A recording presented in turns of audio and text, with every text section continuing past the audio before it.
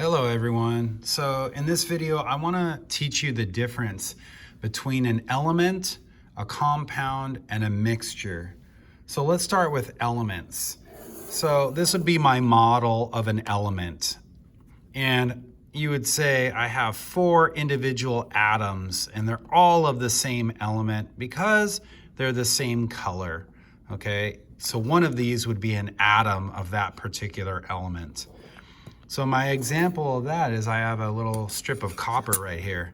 So that's one element. All the atoms in here are copper atoms. So that would represent an element. Now something different than that would be a compound. So this would represent a compound. You can see there are 2 different elements here, okay, because there are green and there are red.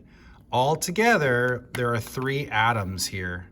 2 atoms are from one element and 1 atom is another element. And when they are attached together, they have properties of that compound. So an example of a compound would be table salt right here. So salt is an example of a compound. And finally, everything together here, all of this stuff together, this would represent a mixture. And in a mixture, you have more than one thing, and they're together, but they're not all attached as one. If they were all attached as one, they would be a giant compound. But they are all together. They keep their individual properties. And examples of mixtures might include air. The air you're breathing is a mixture.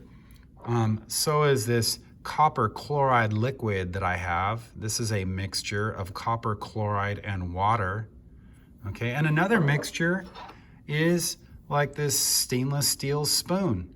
This is a mixture of 3 different metals and a nonmetal. So it's made of iron, carbon, chromium, and nickel.